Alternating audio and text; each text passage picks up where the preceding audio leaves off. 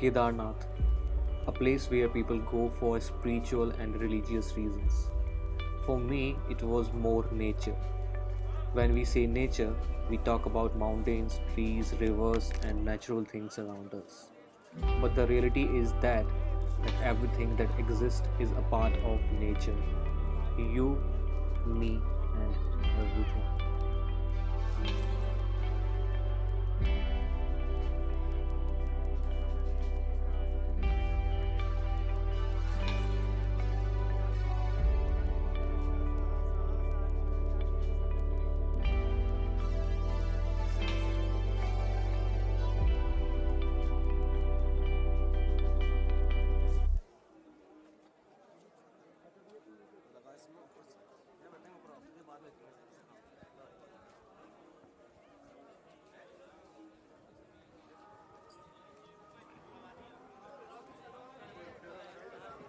केदारनाथ कभी मेरी bucket list में था ही नहीं, पर इस कोविड-19 ने इतना आइसोलेट फील करवा दिया कि सबसे पहले यहाँ आना पड़ा।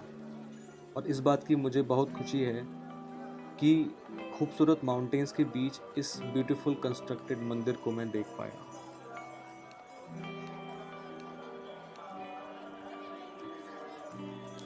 केदारनाथ मंदिर भारत के उत्तराखंड राज्य के रुद्रप्रयाग जिले में स्थित है।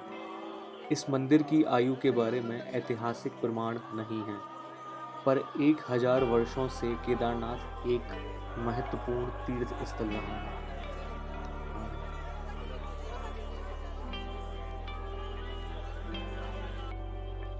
समय मई 2013।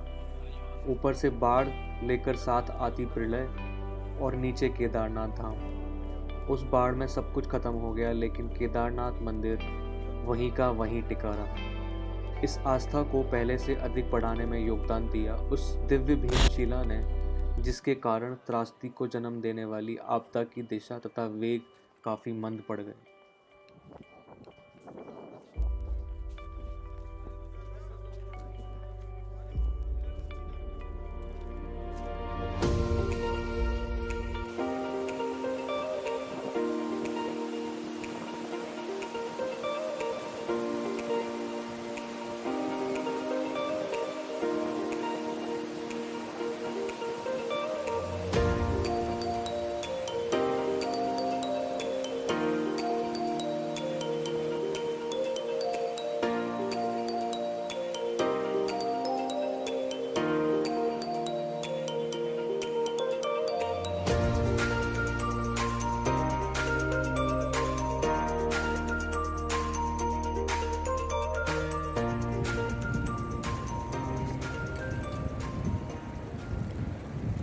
ये सामने भैरव मंदिर है, अभी मैं वहीं जा रहा हूँ। यहाँ से आई थिंक 1 किलोमीटर के आसपास ऊपर है ये, तो देखते हैं कैसे चढ़ पाता हूँ। रात को तो बहुत ज़्यादा पैर में दर्द होना शुरू हो गया था, वहाँ से वापस आने के बाद, नॉट वापस आने के बाद, आई मीन ऊपर आने के बाद काफ़ी पैरों में दर्द होना शुरू हो गया था। अभी भैरव मंदिर जा रहे हैं, देखते हैं कैसा लगता है वहाँ जाकर।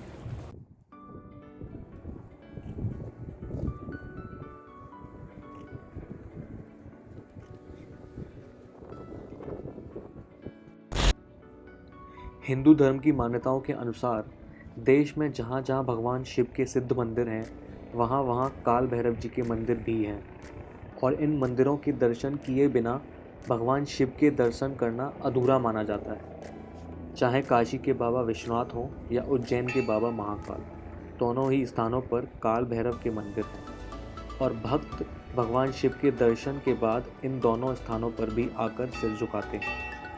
तब उनकी तीर्थ यात्रा पूर्ण मानी जाती। ऐसे ही केदारनाथ में भी कुटुंब भैरवनाथ का मंदिर है।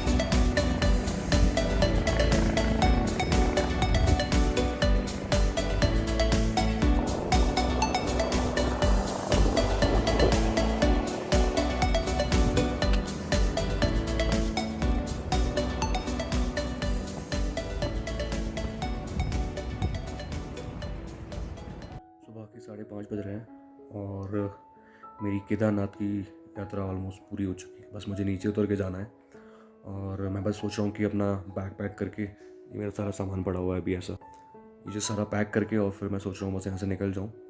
और आई थिंक 5 या 6 घंटे मुझे लगेंगे नीचे पहुँचने में, जो कि मैं सोच रहा हूँ अभी अपने माइंड में। लेट्स सी कितना टाइम लगता है। बस पैक करके यहाँ से निकलता हूँ और फिर देखता हूँ कि नीचे कैसे पहुँचूँगा और कैसे कैसे जैसे ऊपर आते हैं काफ़ी पेन वेन हुआ था पैर में। आई विश नीचे जाते हैं मैं उतना ना हो। तो देखते हैं कैसे पहुँचते हैं नीचे।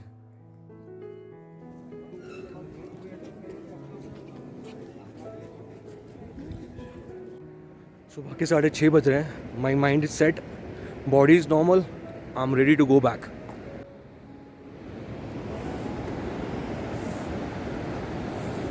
ये है वो रास्ता जो मुझे यहाँ से मुझे निकलना है, इस साइड से पूरा ये ऐसे कवर करते हुए फिर पूरा जो भी आगे रास्ता पड़ेगा। नगर पंचायत केदारनाथ आपकी सुखद यात्रा की कामना करता है, पुनः आगमन की प्रतीक्षा में। 15.5 kilometre still I need to cover and Gaurikund is 15.5 kilometre from here. अभी कोई भी निकला नहीं है, सिर्फ आई थिंक मैं ही पहला बंदा हूँ जो सुबह इतनी जल्दी यहाँ से निकला है वापस जाने के लिए। और रास्ते में कोई भी नहीं दिख रहा मेरे को अभी तक ना, पर अभी आई थिंक 1 या 2 घंटे बाद नीचे से ऊपर आते हुए लोग आई गेस दिख जाएंगे।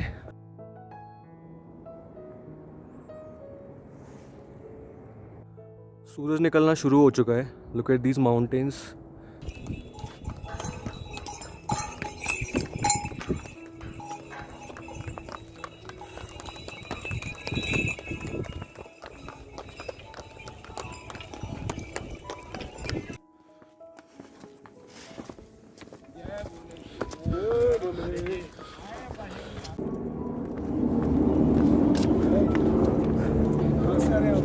ऊपर से दिल्ली, देहरादून। आप कहाँ से? गुड़गांव से। अच्छा चलिए, पास में ही है, बस 1 घंटा लगेगा वो ज़्यादा से ज़्यादा। हाँ बस।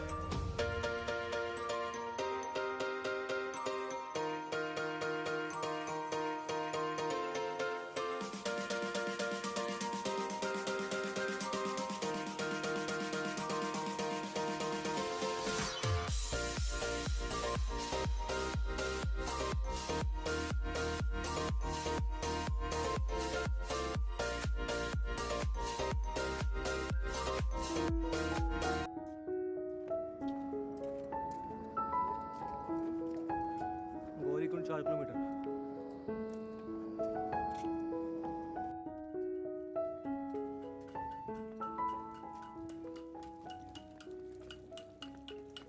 6:30 मैंने केदारनाथ मंदिर से नीचे गौरीकुंड आना शुरू किया।